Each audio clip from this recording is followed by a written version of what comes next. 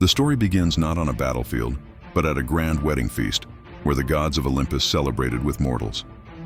In an act of divine spite, the goddess Eris tossed a golden apple inscribed to the fairest among three powerful goddesses, Hera, Athena, and Aphrodite.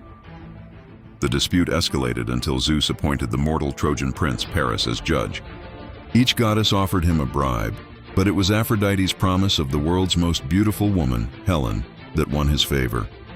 Paris sailed to Sparta and, with Aphrodite's help, seduced and abducted Helen from her husband, King Menelaus. The act was a profound insult, sparking Menelaus's rage and leading his brother, the powerful King Agamemnon, to rally all the Greek states for war. This is the story the bards sing, but history reveals a deeper truth. The true prize was not a woman, but a city. Troy, known to the Hittites perhaps as Wilusa, controlled the narrow strait of the Dardanelles, a vital gateway for trade between the Aegean and Black Seas. The Achaean Greeks, a burgeoning maritime power, coveted this strategic and economic advantage. Helen's abduction provided the perfect pretext, turning a war of ambition into a righteous crusade. For 10 grueling years, the Greeks laid siege to the city, protected by its formidable sloping walls. On the battlefield, the gods took sides, intervening to save their chosen heroes. The Achaean champion Achilles was a force of nature, his wrath legendary.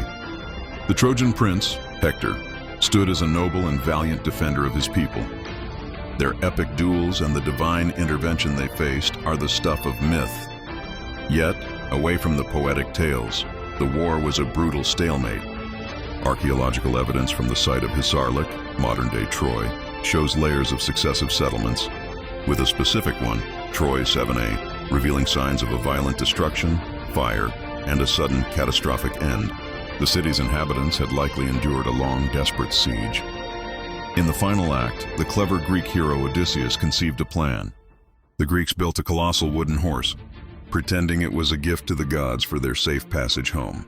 Despite the warnings of a priest and a prophetess, the Trojans, in their victorious hubris, dragged the horse inside their impregnable walls.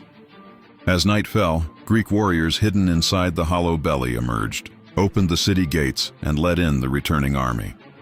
The city fell in a single devastating night. The myth of the Trojan horse, a symbol of cunning and deceit, gives a narrative to the archaeological reality. A city that was suddenly, violently, and utterly destroyed. The tale of the Trojan War, therefore, is not simply a legend. It is a powerful cultural memory, forged in the ashes of a real war and elevated by the human need to find epic meaning in the events that shape our history.